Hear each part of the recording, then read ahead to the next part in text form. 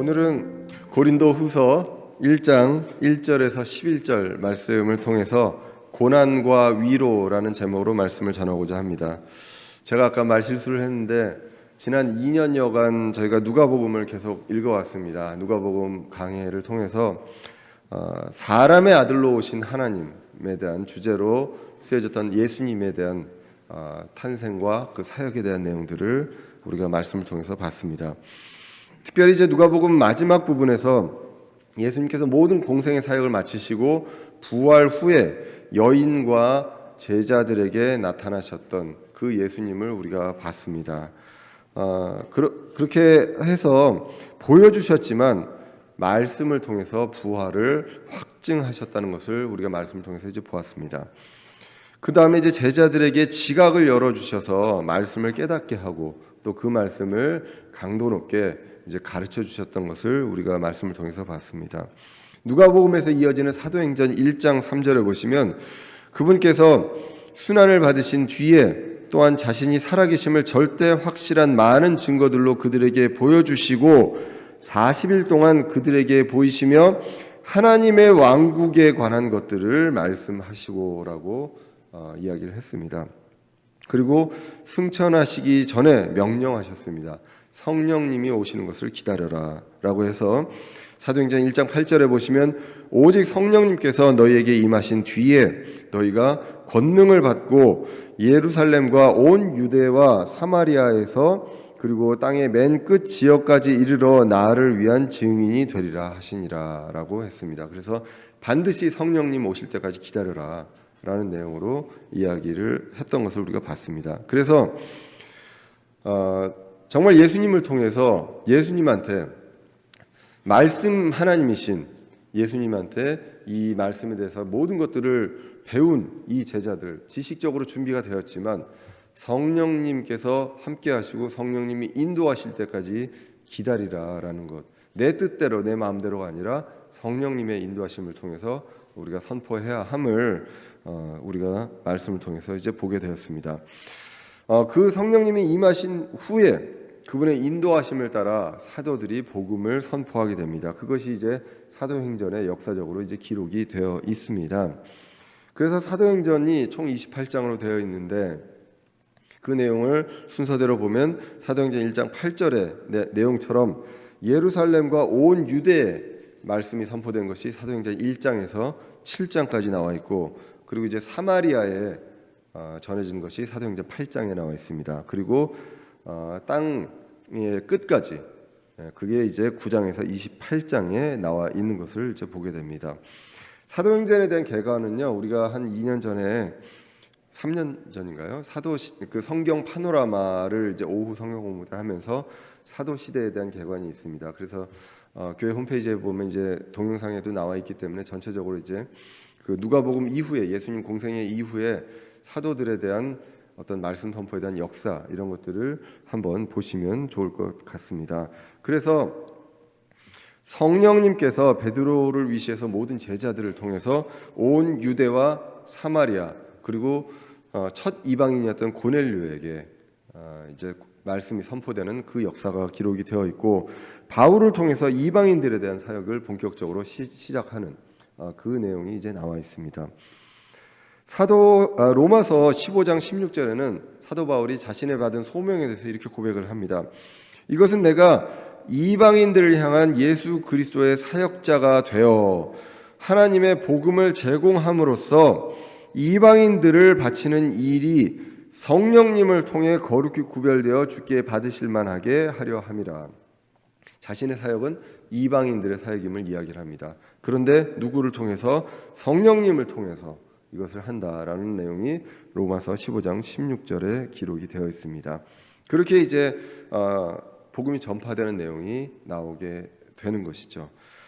그러던 중에 사도 바울이 2차 선교 여행을 떠나게 됩니다. 그 떠나게 됐을 때 떠나던 중에 가는 중에 그 여정 중에 아테네에 있게 되고 아테네에서 이제 고린도로 이동을 하게 됩니다. 그게 이제 그 2차 선교 여행 당시였고요. 그때 당시에 아굴라와 브리스길라와 함께 고린도에 1년 6개월간 거했다고, 그래서 말씀을 선포했다는 내용이 이제 사도행전의 18장에 나오게 됩니다. 그래서 사도행전 18장 11절에 보시면 1년 6개월간 머물며 그들 가운데서 하나님의 말씀을 가르치시니라, 이렇게 고린도에 대한 기록이 이제 사도행전에 나오게 됩니다. 사도행전 18장 1절에서 보시면 이제 이 사도 바울과 브리스길라와 아굴라가 이제 함께 하는데요. 이들은 생업이, 직업이 같다고 이제 나오게 됩니다. 그 직업이 뭐냐면 천막을 만드는 사람입니다. 영어로 하면 텐트 메이커입니다. 그래서 우리가 영어권에서 자비량, 뭐 저와 같이 저처럼 이제 자비량으로 사역을 하는 사람들을 영어로는 텐트 메이커라고 합니다. 여기에서 이제 나온 말입니다. 그래서 이 고린도 교회는 이렇게 세워졌고, 그 다음에 이제 그 3차 선교 여행을 갈 때 가서 이제 그 중에 이제 빌립보에서 고린도 전서를 편지를 쓰게 됩니다. 그것이 이제 주후 한 55년, 또 다른 학자들에 의해서는 한 58년 이렇게 이제 보고 있습니다. 고린도전서 강의는요 2015년에서 2016년에 걸쳐서 저희가 이제 강의를 말씀을 이제 보았습니다. 그리고 이제 한 2, 3년 정도, 3, 4년 정도 지난 후에 이제 고린도 후서를 오늘 이제 보게 되는데요. 우리가 이제 고린도 교회를 보시면 사도 바울이 세운 교회입니다. 1년 6개월간 말씀을 선포해서 세운 교회인데요. 그 후에 굉장히 문제가 많았던 것을 고린도 전서를 통해서 우리가 봤습니다. 그래서 고린도 전서 전체를 보면 책망하는 내용이 굉장히 많았던 것을 아마 기억하실 것입니다. 분열을 했고요. 누구 파 뭐 이렇게 해서 이제 그 분열을 했고, 음행도 굉장히 심했습니다. 그리고 소송도 있었고, 이혼도 있었고, 옷차림에 대한 내용, 그리고 주의 만찬에 대한 내용. 그래서 주의 만찬을 그 소홀히 여기고 가볍게 하고 막 함으로 해서 죽은 사람도 있었다고 이제 기록이 되어 있지요.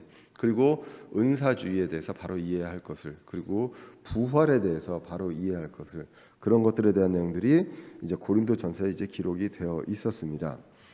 어려운 문제가 많이 있었습니다. 그런데 그 중심은 교회의 머리이신 그리스도의 몸과, 그리고 그 우리 지체들, 그 머리이신 그리스도와 그 몸인 지체와의 그 관계, 그리스도와 지체와의 관계, 그리고 지체들 사이에서의 그 관계에서 질서 있게 행할 것, 이런 것들에 대해서 고린도 전서에 이제 많은 내용이 나와 있었습니다. 그리고 이후에 약 1년여 후에 고린도 후서를 같은 장소인 빌립보에서 기록을 해서 이제 보내게 되는, 이것이 바로 오늘 이제 고린도 후서가 되겠습니다. 고린도 전서를 쓰면서 고린도 전서 그 후반부에 보시면 어떻게 나오냐면, 고린도를 다시 한번 방문하겠다라는 계획을 고린도 전서에 사도 바울이 이제 적게 됩니다. 고린도전서 16장 5절에 보시면, 내가 마케도니아를 지나가므로 마케도니아를 지나갈 때에 이제 너희에게 가서 너희와 함께 머물며 참으로 겨울을 날 것 같기도 하니 이것은 어디든지 내가 가는 곳으로 너희가 나를 보내주게 하려 함이라라고 기록이 되어 있습니다. 근데 이제 우리가 역사적으로 보면, 그리고 성경에 대한 내용들을 보면, 이 계획은 원래 계획이 아니라 수정된 계획입니다. 그래서 원래는 그 에베소란 지역에서 빌립보를 들르지 않고 바로 그냥 그 배로 그 고린도로 가려고 했었는데, 그렇게 계획에 차질이 있으면서 이제 편지를 써서 이런 계획에 대해서 이제 이야기를 했던 것으로 우리가 이제 성경을 해석을 합니다. 에베소에는 당시에 사도행전 19장에 보시면 소동이 있었습니다. 예상치 못한 소동이 있음으로 인해서 거기서 이제 그 계획을 수정하게 되는 것을 우리가 추정할 수가 있습니다. 그래서 이제 고린도전서 이 편지를 받으면서 아마도 이제 고린도 교회 사람들은 서운했던 점도 있을 것이고, 그리고 사도가 과연 맞나 바울이, 그래서 이 사도직에 대한 의심을 했던 것으로 우리가 이제 많은 성경학자들이 해석을 하게 됩니다. 그래서 이제 고린도 후서에서는 이 내용에 대해서, 바울의 사도직에 대해서 입증을 하는 내용들이 나오게 됩니다. 내가 사도가 맞다, 라는 것들에 대한 내용들을 하고, 내가 어떻게 사도의 직을 하게 되고 지금 내가 왜 이 사역을 하게 됐는지 그 소명에 대한 내용들이 처음에 이제 나오게 되고, 이 부분이 상당 부분 이 고린도 후서에 나오게 되는 것을 보게 됩니다. 그래서 그리스도인으로서의 어떤 사역, 그리고 사역자로서의 어떤 그 소명과 사역에 대한 내용들이 나오게 됩니다. 사도행전은요, 사실 사도들의 사역으로 이제 볼 수가 있습니다. 그런데 이제 그 성경학자들이 고린도 후서를 평가하기를, 고린도 후서는 그것을 초월해서 전 세계적인 그리스도인들의 어떤 사역에 대한 어떤 바울의 관점, 이것을 이제 보게 된다. 그 사복음서는 예수님의 어떤 공생에 대한 내용들이 초점이 맞춰져 있습니다. 사도행전은 사도들에 대한 어떤 사역이 있다면, 고린도 후서는 그것을 초월해서 이제 그리스도인들에 대한 전 세계적인 어떤 사역에 대한 내용들이 나와 있다라고 보게 됩니다. 그래서 바울에 대한 우선 사역을 기술하고요, 그리고 소명에 대해서, 그리고 간증을 통해서 사도직을 입증을 하게 됩니다. 그래서 이제 고린도 후서를 보면 사역에 대한, 그리스도인의 사역에 대해서 이해할 수가 있게 되고요, 사역자에 대해서, 그리고 소명이 무엇인지 이것에 대해서 이해할 수가 있습니다. 그리고 이제 목회자와 성도와의 관계에 대해서 우리가 다시 한번 성경을 통해서 볼 수 있는 기회가 되리라 믿습니다. 그래서 이러한 배경과 서신의 목적을 가지고 이제부터 고린도 후서를 보고자 합니다.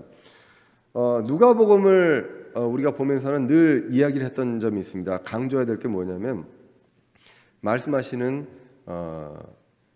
그 주체는 예수님이십니다. 거의 대부분 예수님이시고 대상은 유대인들 아니면 제자들이었습니다. 그래서 1차적으로 그리스도인이 아니었다는 것을 우리가 구분해서 볼 필요가 있다는 것입니다.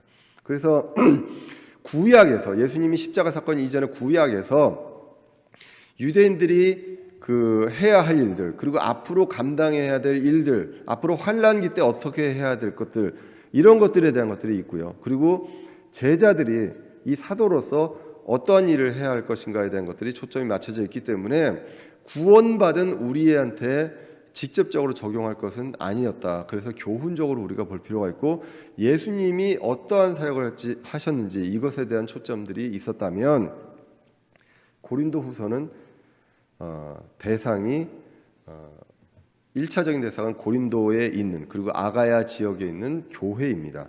그러니까 구원받은 사람들입니다. 그럼 더 확대해서 보면 구원받은 크리스찬들이 이 대상이 될 수가 있기 때문에 이 말씀은 우리한테 직접적으로 적용이 가능한 그러한 말씀들이다라는 것을 우리가 구분해서 이제 볼 필요가 있습니다. 자, 이런 배경에서 이제 고린도 후서 1장 1절 2절을 보시면 이제 문안 인사가 시작이 됩니다. 먼저 자신이 사도임을 분명하게 이야기를 합니다. 사도는 하나님의 뜻으로 말미암아 예수 그리스도의 사도가 되었다고 합니다. 자신의 뜻이 아니라 하나님의 뜻으로 말미암아 사도가 된 바울 자신을 이야기를 하고 있습니다. 그러면서 그 바울과 그 형제인 디모데가 고린도에 있는 하나님의 교회, 그리고 고린도 도시를 포함하고 있는 그 지역이 아가야란 지역입니다. 그래서 아가야 지역에 있는 모든 성도들에게 이 편지를 쓴다라고 그 대상을 분명하게 밝히고 있습니다. 그 다음에 이제 2절에 가서 그리스도인들의 그 인사의 표준이 나오게 됩니다. 어떻게 나옵니까? 하나님 우리 아버지와 주 예수 그리스도로부터 은혜와 평강이 우리에게 있을지어다라는 것입니다. 누구로부터 오는 은혜와 평강입니까? 하나님 아버지로부터 오는, 그리고 하나님의 아버지와 예수 그리스도로부터 오는 은혜와 평강이 우리에게 있을 것이다라는 것입니다. 이 평강은 영어 성경을 보면 피스입니다. 평화 또는 화평 또는 평강, 이렇게 성경에서, 우리 성경에서 그 문맥에 맞게 이제 단어를 평강, 화평, 평화 이렇게 번역을 했지만 영어 성경으로는 이제 피스로 되어 있습니다. 그래서 여기서의 평화는 뭐 전쟁 후의 평화라든가 이 땅의 평화 이런 것들을 이야기하는 것이 아니라 예수님을 구주로 받아들였을 때 그 자녀의 신분으로서 얻게 되는 개인적인 평강, 그리고 하나님과 나와의 어떤 화평, 이러한 내용들로 우리가 이제 볼 수가 있습니다. 대표적으로 나와 있는 것이 바로 로마서 5장 1절에 나와 있습니다. 그러므로 우리가 믿음으로 의롭게 되어 우리 주 예수 그리스도를 통해 하나님과의 화평을 누리느니라. 이 화평도 바로 피스입니다. 그래서 누구를 통해? 믿음으로 의롭게 되고요. 주 예수 그리스도를 통해 이제는 화평을 누리게 되었습니다. 그 평강이 우리에게 있다. 구원은 무엇으로 이루어집니까? 선물입니다. 은혜로 이루어집니다. 그래서 그 은혜와 평강이 그리스도를 믿는 우리에게 누구로부터 옵니까? 하나님과 예수 그리스도부터 오는, 이것이 바로 우리가 크리스찬으로서 축복하는 인사의 표준이 되겠습니다. 자, 그러면서 그 다음에 3절에서는 은혜와 평강의 근원이신 하나님에 대해서 이제 3절에서 이야기를 하게 됩니다. 1장 3절에 보시면 하나님을 찬송하리로다. 그분은 곧 우리 주 예수 그리스도의 아버지시요 긍휼의 아버지시며 모든 위로의 하나님이시니라 라고 나오게 됩니다. 그렇게 해서 하나님에 대해서 세 가지로 이야기를 하게 되죠. 첫 번째가 바로 예수 그리스도의 아버지입니다. 아버지 하나님, 예수님을 통해서만 아버지께로 간다는 그것을 이제 요한복음 14장에서 내가 길이요 진리요 생명이니라고 하면서 나오는 구절을 통해서 우리는 알 수가 있습니다. 그러므로 예수 그리스도의 아버지라는 것은 무엇입니까? 바로 구원의 하나님이라는 내용이라는 것입니다. 예수 그리스도를 통해서만 아버지께로 갈 수 있다는 그 말씀을 통해서 우리는 알 수가 있습니다. 그리고 두 번째가 긍휼의 아버지라고 합니다. 우리를 늘 불쌍히 여기시는 그 긍휼하심이 풍성하신 아버지 하나님이심을 이야기를 합니다. 그래서 긍휼이 풍성하시기 때문에 세상의 모든 사람이 구원에 이르기를 원하신다고 디모데전서 2장 4절에서 성경 기록을 하고 있습니다. 그리고 우리가 에베소서 2장 4절에서도 보시면 이렇게 성경이 기록합니다. 긍휼이 풍성하신 하나님께서 친히 우리를 사랑할 때에 보여주신 자신의 크신 사랑으로 인하여 심지어 우리가 죄들 가운데 죽었을 때에 우리를 그리스도와 함께 살리셨고 너희가 은혜로 구원을 받았느니라 라고 기록을 하고 있습니다. 그래서 긍휼이 풍성하신 하나님께서 우리를 예수 그리스도를 통해서 이제 살리셨다, 은혜로 구원을 주셨다라는 내용이 나옵니다. 그래서 긍휼의 아버지, 그리고 세 번째로 모든 위로의 하나님입니다. 그냥 어떤 특정한 위로가 아니라 모든 종류의 위로의 하나님이시다라는 것, 그것을 이야기합니다. 모든 사람은요, 모든 위로가 필요합니다. 여러 종류의 위로가 필요하죠.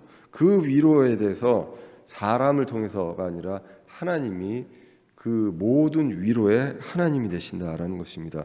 그렇기 때문에 예수님도 제자들에게 요한복음 14장에서 성령님을 뭐라고 부르십니까?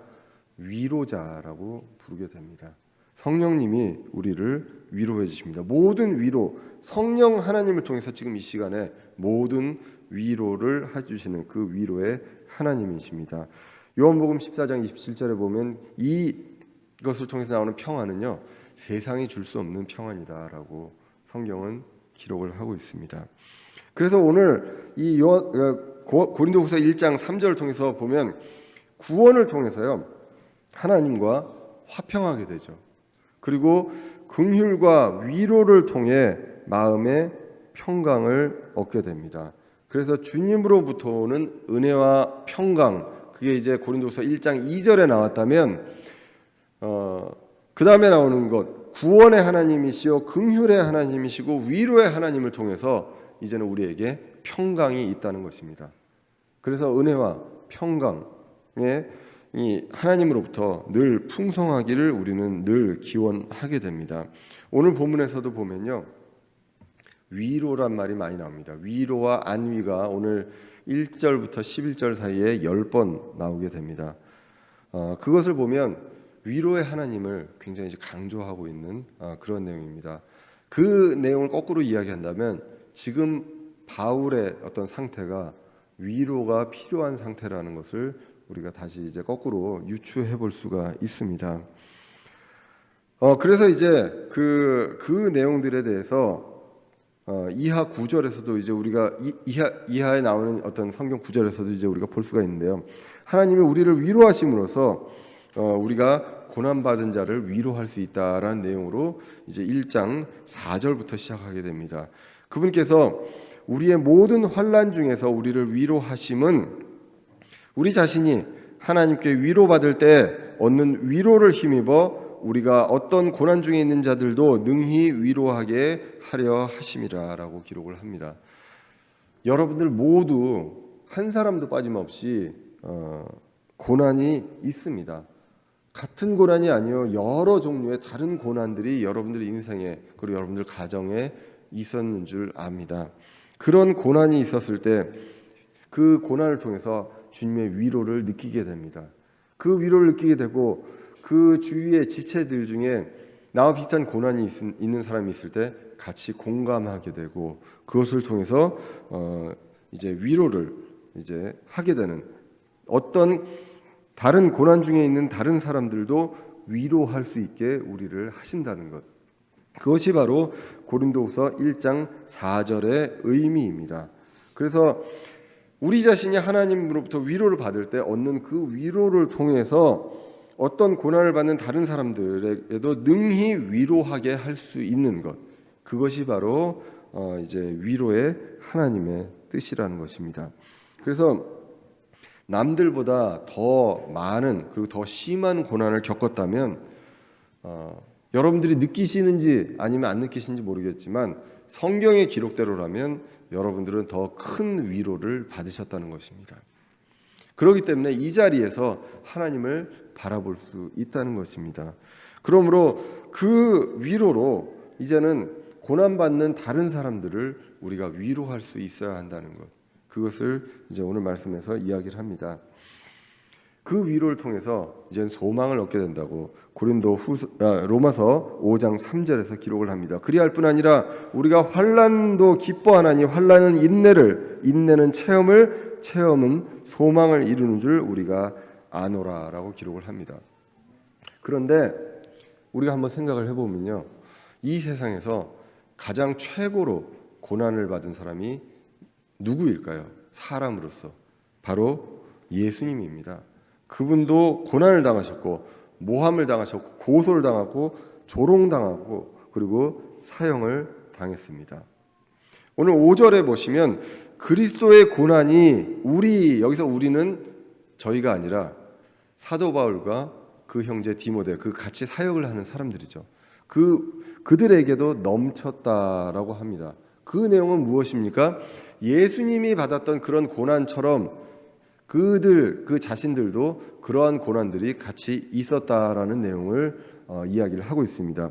이 내용을 구체적으로 나중에 이제 고린도후서 11장 23절 이하에 가서 보시면 나오게 됩니다. 죽을 뻔도 했고 매도 맞았고 돌로도 맞았고 그리고 강도의 위험과 여러 가지 위험 그리고 굶고 굶주리고 금식하고 추위를 당하고 헐벗었다라는 내용들이 이제 여러 가지 그 고난에 대한 내용들이 이제 나오게 됩니다. 보시면 왜 지금 사도 바울과 디모데가 그리스도의 고난이 자신들에게도 넘친다고 하는지를 보시면 그리스도께서도 저주를 받으셨고요. 사도 바울과 그들도 저주를 받았습니다. 그리고 고소도 당했고 그리고 예수 그리스도도 채찍을 맞으셨고 그리고 바울도 채찍을 맞았습니다.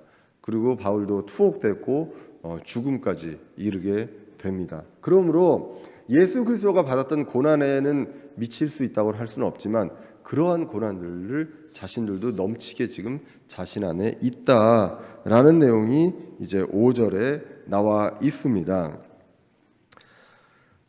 어떻게까지 얘기를 했냐면요. 갈라디아서 6장 17절에는 이제부터는 아무도 나를 괴롭히지 말라. 내가 내 몸에 주 예수님의 자국들을 지니고 있느니라라고까지 이제 기록을 하게 됩니다.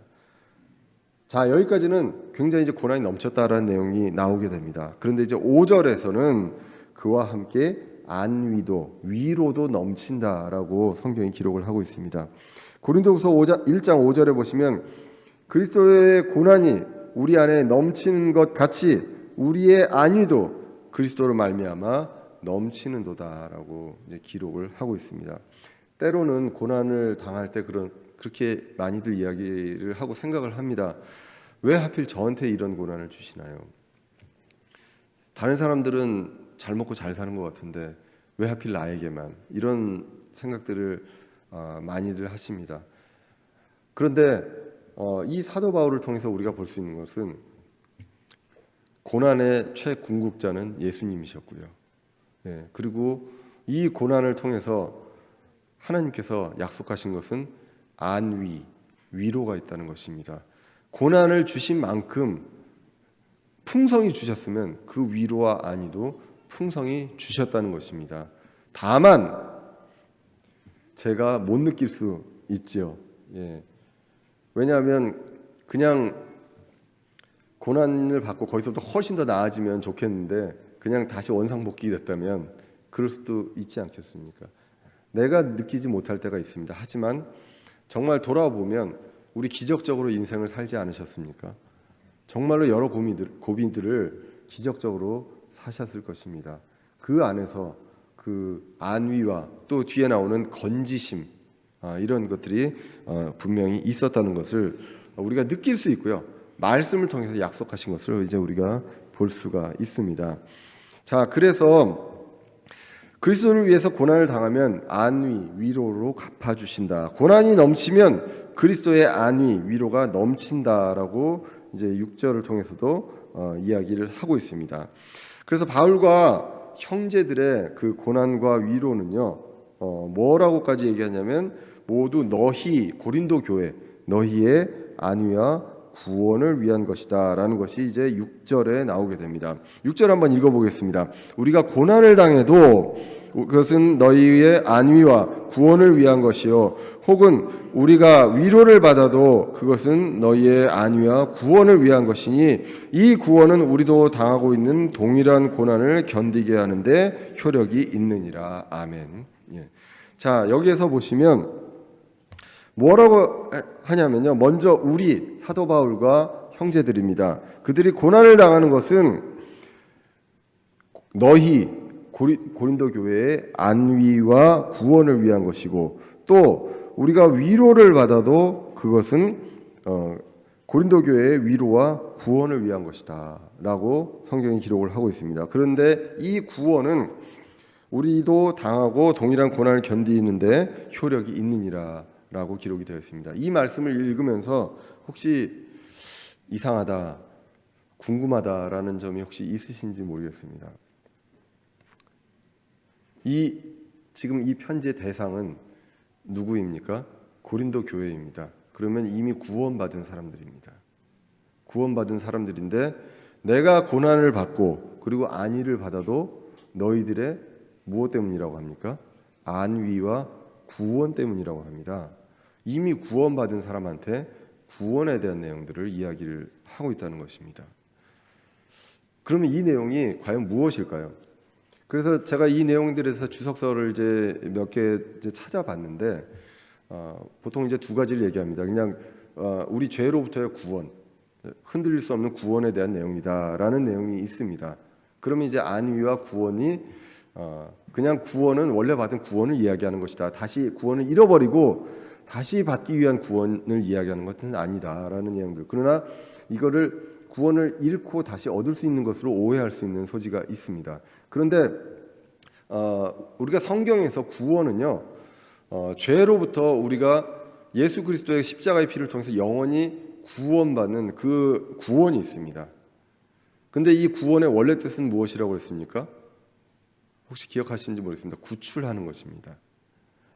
어디서부터 구해내는 것이죠. 죄의 권세로부터 구해내고 우리가 앞으로 이제 둘째 사망에 참여할 사람들임에도 불구하고 그런 것들을 거기서부터 구해내는 것이 구원입니다. 그리고 실제로 어디에 빠졌거나 어디에 위험에 처했을 때도 구출해내는 것도 구원입니다.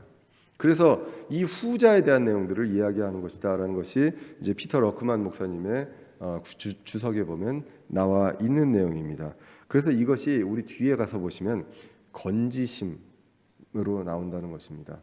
그러니까 영원한 구원, 죄로부터 우리 흔들리지 않는 그 구원을 통해서 소망을 얻는 것, 그것도 어느 정도 이제 그 이야기가 되고요. 그러나 구체적으로 보면 이것은 우리가 고난에 처했을 때 우리를 위로만 하는 것이 아니라 그리고 그것을 건지시고 그리고 우리의 삶에 있어서 죄의 능력과 권세가 계속 있습니다. 우리가 육신의 소욕으로 죄를 계속 짓지 않습니까? 성화가 되는 과정에서 하나님은 끊임없이 건지신다는 거, 우리를. 그것도 이야기한다는 것입니다. 그래서 오늘 여기에서 보시면 고린도 교회 그 믿는 사람들에게요, 사도 바울이 얘기합니다. 내가 그리스도를 통해서 고난을 받는다. 그런데 그것도 너희들의 안위와 구원 때문이다. 그리고 내가 위로를 받아도 그것은 너희의 안위와 구원 때문이다 라는 것. 그래서 이 구원이 자신들도 당하고 있는 그 동일한 고난을 견디게 하는 효력이 있다. 왜 효력이 있습니까? 이걸 왜 견딜 수 있습니까? 이게 끝이 아니다. 지금 내가 받고 있는 고난이 끝이 아니다. 이 고난을 받음으로써 위로가 되고요. 그리고 언젠가는 이 고난에서 건지신다 라는 것들에 대한 어떤 소망이 있기 때문에 이것으로 견딜 수 있다라는 내용으로 해석을 할 수 있다는 것입니다. 자, 그래서 우리가 고난 중에 위로가 풍성합니다. 그리고 평강을 얻을 수 있습니다. 그리고 구원받은 자는 영원한 그런 확실한 소망이 있다는 것입니다. 어려운 일을 겪고 계시는 분들이 많이 있을 줄 압니다. 주님 주시는 평강과 위로에 대한 확신을 가지시기 바랍니다. 소망을 가지시길 바랍니다. 그래서 오늘 7절에서 이것을 이렇게 얘기합니다. 너희에 대한 우리의 소망이 굳건함은 너희가 고난에 참여하는 바가 된 것 같이 안위에도 그러할 줄 알기 때문이라 라고 이야기합니다. 사도 바울이 고린도 교회에게 이야기를 합니다. 너희들에 대한 우리의 소망이 아주 굳건하다. 그것은 너희가 그리스도를 통해서 고난을 받는데 그 고난에 참여하는 자가 되었다. 그런데 그거와 함께 안위에도 그렇게 확실한 그 풍성한 위로가 함께할 것이라는 것을 우리가 알기 때문에 우리한테 그 소망이 굳건하다라고 이야기를 합니다. 그러면서 이제 8절 이하에서 자신들에 대한 내용들이 나오게 됩니다. 사도 바울에 대한 내용들이 나오게 되는데, 형제들아, 아시아에서 우리에게 닥친 고난에 대해서 이제 너희가 모르기를 원치 않는다라고 이야기를 하게 됩니다. 아시아에서 엄청나게 극심한 그 에베소가 포함된 그 소아시아 지역, 그 지역에서 아마도 극심한 고난이 있었던 것으로 기록이 되어 있습니다. 그런데 사도행전을 통해서는 기록이 그렇게 구체적으로 나와 있지 않기 때문에 그게 어떠한 고난이었는지는 우리가 알 수는 없습니다. 다만 이 고난의 강도가 어땠냐 하면 힘겹게 눌리고 그리고 생명까지 단념할 정도로 극심한 고난이었다라는 것. 이제 목숨을 포기할 정도로까지 그런 극심한 고난이었다는 것을 이제 볼 수가 있습니다. 그래서 9절에서 보시면 우리 속에 죽음의 선고를 받았다라는 것, 죽음을 생각할 정도의 어떤 그런 고난이 있었다. 죽음을 느낄 정도의 고난이 이르렀을 때 비로소 우리는 하나님께 매달리고 하나님을 신뢰하게 된다는 것. 그것이 이제 성경을 오늘 본문에서 고린도후서 1장 9절 중부 이후에서 보게 됩니다. 고린도후서 1장 9절에 보시면 우리 속에 죽음의 선고를 받았으니 이것은 우리가 우리 자신을 신뢰하지 아니하고 죽은 자들을 일으키신 하나님을 신뢰하게 하려 함이니라라고 기록을 하고 있습니다. 이러한 극심한 고난에 죽음을 맞이할 정도의 그런 그 고난에 이르렀을 때 그때 우리는 우리 자신을 신뢰할 수 없게 됩니다. 왜? 내가 할 수 있는 것이 없다라는 것을 느끼게 됩니다. 죽음 앞에서. 사람들이 죽음 앞에서 그렇게 되겠죠. 그럴 때 우리는 나를 신뢰하는 것이 아니라 죽은 자들을 일으킨, 그러니까 불가능한 것이 없습니다. 죽은 자들까지를 일으키실 수 있는 하나님을 그때 비로소 신뢰하게 하려 함이다라고 이제 사도 바울이 고린도 후서를 통해서 이제 고린도 교회에 이제 이야기를 하게 됩니다. 우리가 죽어도요, 어떠한 어려움이 있어도 어떠한 고난이 있어도 죽을 수가 있습니다. 죽어도 죽은 자를 일으키시는 하나님을 신뢰하고 의지하는 그러한 단계, 그 극심한 고난까지 왔었다라는 것입니다. 그래서 오늘 10절에 보시면 그분께서 이같이 큰 사망에서 우리를 건지셨고 건지고 계시며 또 여전히 건지시리니 우리는 그분을 신뢰하노라. 자, 이 내용이 지금 우리가 앞에서 얘기했던 안위와 구원에서 나오는 그 구원과 연결시켜서 볼 수 있는 것입니다. 자, 여기서 보시면 이같이 큰 사망에서 우리를 건지셨고, 이것은 무엇을 얘기합니까? 우리를 그리스도 십자가의 피를 통해서 우리를 죄로부터 영원히 구원하신 그 큰 사망으로부터 건지셨다고 나옵니다. 영어로 이것이 deliver입니다. 구원에 대한 내용을 얘기할 때 영어 성경에서 salvation도 있고요. 그리고 구원하셨다, 건지셨다 할 때는 deliver라는 동사를 쓰게 됩니다. 그렇기 때문에 이 앞에 있는 것은 우리가 알고 있는 구원입니다. 영원한 구원. 근데 그 뒤에도 있습니다. 현재 시대로 건지고 계시며, 그리고 미래 여전히 건지시리니, 앞으로도 계속 건지신다.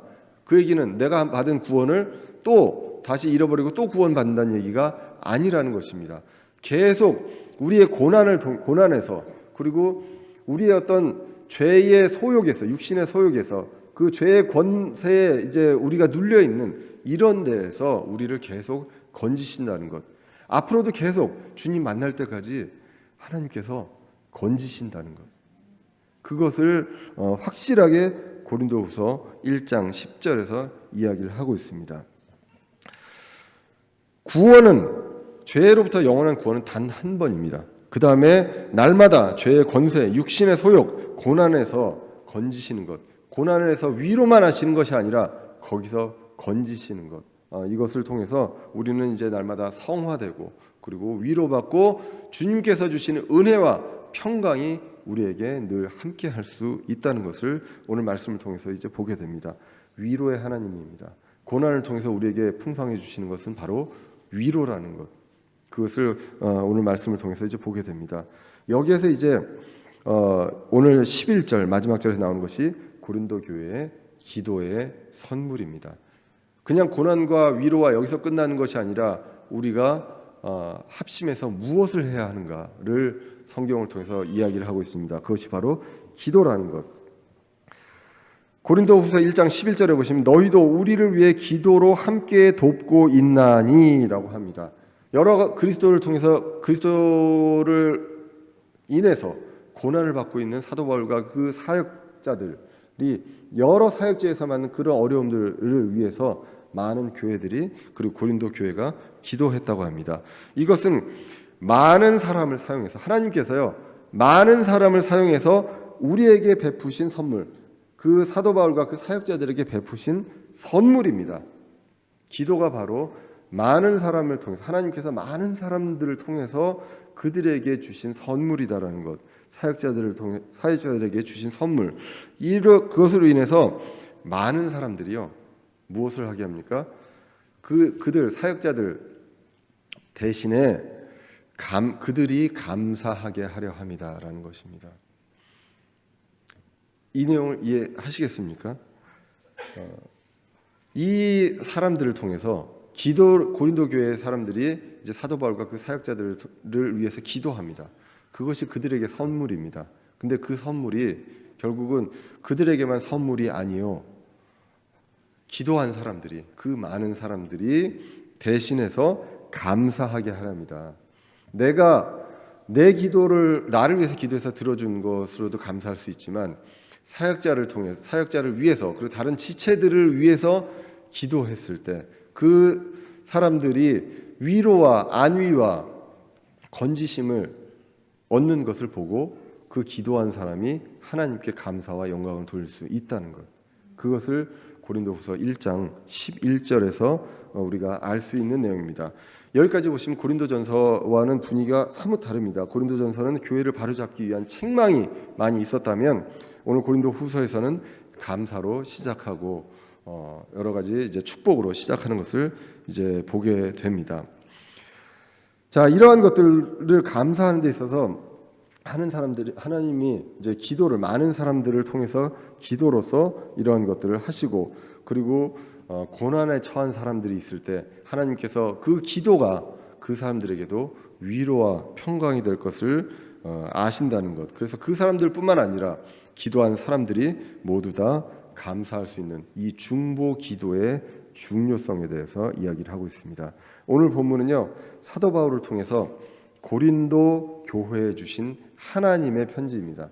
사도 바울의 편지라고 하는 것이 아니라 하나님께서 사도 바울을 사용하셔서 고린도 교회에, 그리고 우리 믿는 구원받은 성도들에게 보내는 하나님의 편지임을 우리가 보게 됩니다.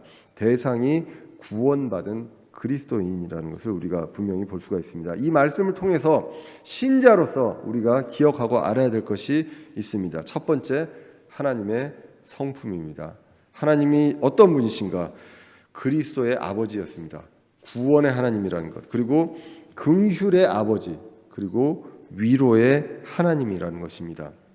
그래서 긍휼과 위로가 하나님의 자녀에게 풍성하게 주신다는 것, 그것을 약속하셨다는 것, 그것을 우리가 말씀을 통해서 알 수가 있습니다. 그리고 두 번째로, 고난을 겪을 때 평강과 위로가 넘칩니다. 그리고 거기서 건져내신다는 것, 그것을 우리는 알고 확신하기 때문에 우리의 소망이 굳건할 수 있다는 것, 그것을 우리가 성경을 통해서 기억을 해야 하겠습니다. 그리고 세 번째로, 고난에 대한 우리의 자세가 나오게 됩니다. 확실한 그 소망, 그것이 있고요. 그리고 바로 많은 사람들의 기도가 있다는 것입니다. 우리가 광고 시간에 제가 계속 얘기합니다. 일일이 그 지금 고난받는 사람들에 대해서 호명을 하고 있지는 않습니다.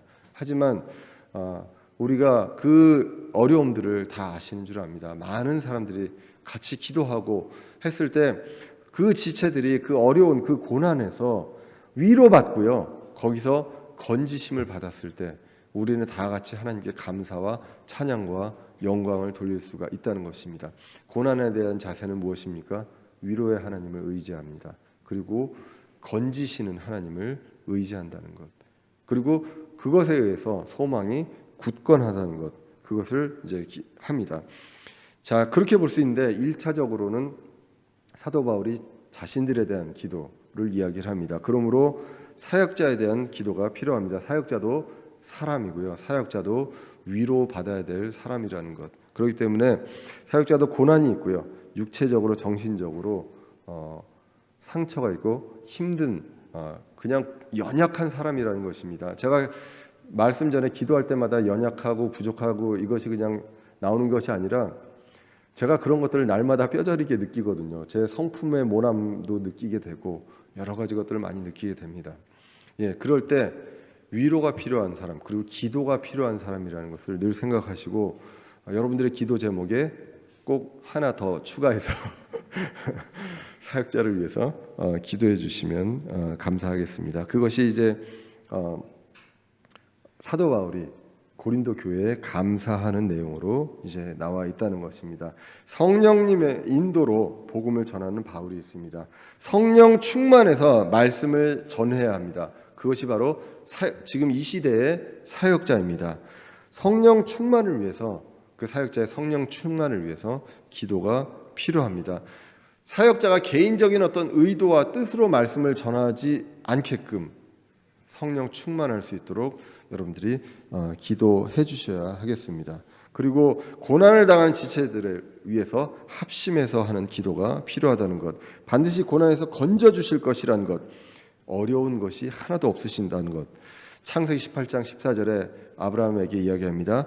주에게 너무 어려운 것이 있느냐라고 이야기하고, 예레미야에게도 주 하나님에게 너무 어려운 것이 있느냐라고 이야기를 하고 있습니다. 건져주시고 위로를 넘치게 하실 것이라는 그 소망, 그것을 통해서 우리에게 은혜와 평강이 있습니다. 그래서 사역자와 고난받는 지체들을 위해서 같이 여러분들 기도해 주시고 합심해서 시간 남을 때 생각날 때가 아니라 일부러 생각해서 우리가 기도하고, 그 기도를 통해서 그들 대신에 우리가 하나님께 감사와 찬양을 돌릴 수 있는 그런 은혜가 이루어지길 기도합니다. 그래서 이러한 것들이 정말 주님께 세워주신 이 대전은혜 침례교회, 여러분들, 저와 여러분들이 성실히 실천할 수 있는 올 한 해가 되시기를 간절히 기원합니다. 기도하겠습니다. 살아계신